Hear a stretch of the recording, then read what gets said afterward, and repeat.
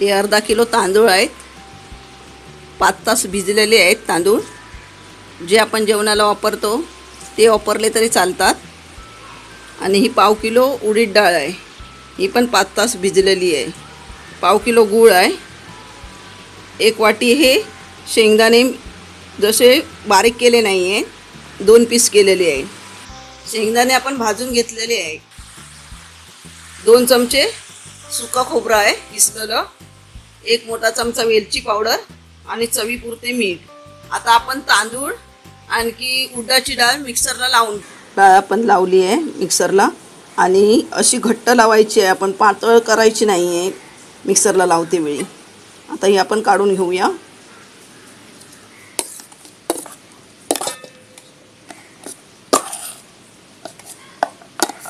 आता बाकीचं राहिलं आहे ते थोडं आपण लावून घेऊया. यात आपण तांदूळ लावून घेतले आहे.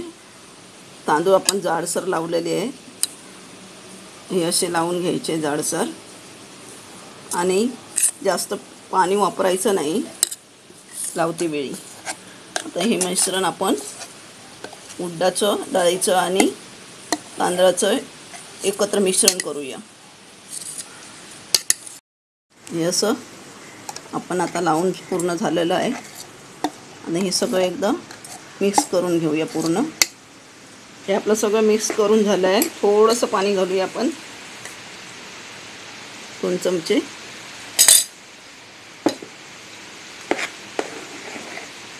यामध्ये आपण मीठ काय आता टाकायचं नाही आहे. इडली जी बनवतो, पीठ ठेवतो इडलींचा, त्यापेक्षा जरा घट्ट हे पीठ ठेवायचं. हे आपलं सगळं मिक्स करून झालं आहे. आणि हे आता आपण 7 ते 8 तास पीठ सेट व्हायला ठेवणार आहोत. हे बाकीचं जे उरलेलं साहित्य आहे ते आपण पीठ जेव्हा सेट होणार हे त्याच्यानंतरच आपण हे सगळं त्यामध्ये मिक्स करणार आहोत.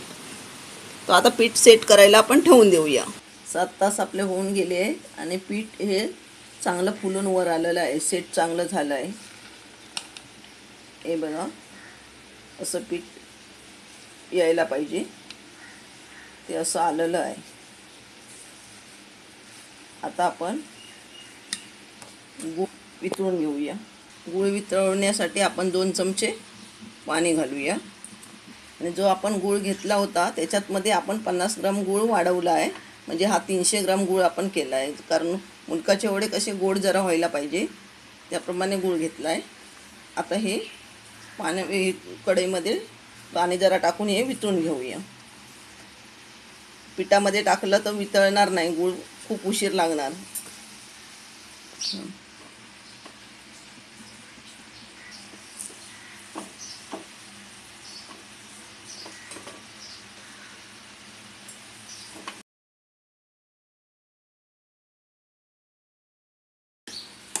गूळ आपला सगळा वितळून झाला आहे.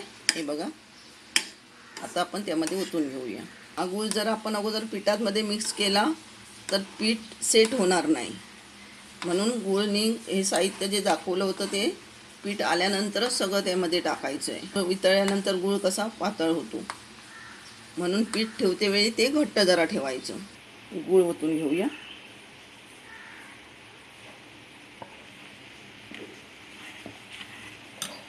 आता आपण वेलची घालूया, सुकं खोबरं,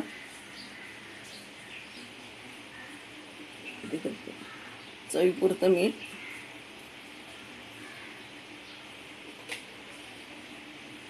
भाजलेले शेंगदाण्याचे दाणे,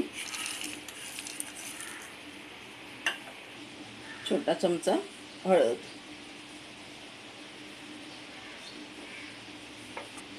हे आता मिश्रण सगळं मिक्स करून घेऊया चांगलं.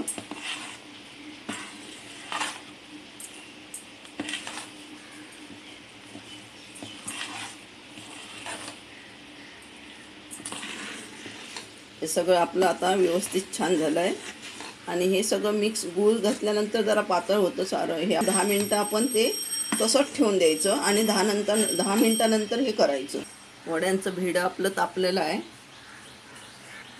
आपण आता थोडं थोडं तेल घालून घेऊया.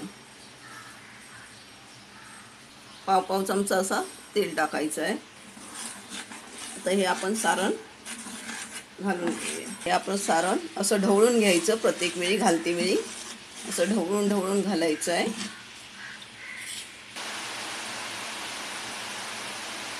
एकदम वरसर भरायचं नाही, वरतीपर्यंत भरायचं नाही आपल्याला.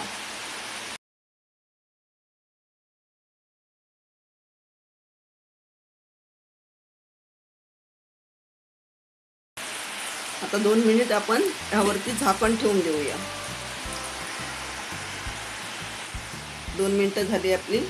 झाकण काढूया. थोडं आपण वरून तेल सोडूया, म्हणजे पटकन निघतात ते. मग झाकण काढल्यानंतर 2 मिनिटं आपली झाली आहे. आता आपले हे चांगले फुलून आलेले आहेत वडे. परतून घेऊया. मी ह्या काट्याने परतून घेते आहे. तुम्हाला जमेल तसं सुरीने पण बारीक परतले तरी चालतात. गॅस मी स्लोवरती ठेवला आहे, कारण गॅस जरा जास्त केला तर ते एकदम काळे काळे दिसतात. म्हणून एकदम स्लो गॅसवरतीच हे बनवायचे. हे मी आता स्लो गॅसवरतीच बनवले आहे.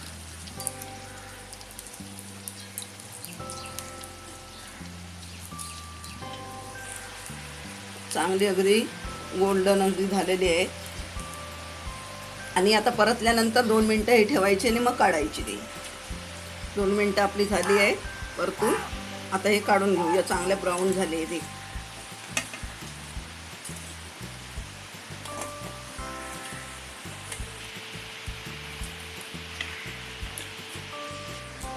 अशा प्रकारे आपण एक भांड्याचे हे करून झालं आहे. बाकीचे मी करून घेते आणि मग तुम्हाला दाखवते. मुलकाचे वडे आपले बनवून तयार झाले. मी हे आमच्या गावी जसे बनवतात त्या पद्धतीत बनवले आहे. हे अप्पे नाही आहेत. अप्प्यांचा तुम्हाला व्हिडिओ मी नंतर दाखवेनच. ह्याला आमच्याकडे मुलकाचे वडे बोलले जातात गावी, आणि हे अशा पद्धतीत गावी केले जातात. तर अशा पद्धतीत तुम्ही एकदा करून बघा हे, आणि मला सांगा. हा व्हिडिओ आवडला असेल तर लाईक करा आणि रसस्वादला सबस्क्राईब करा. धन्यवाद.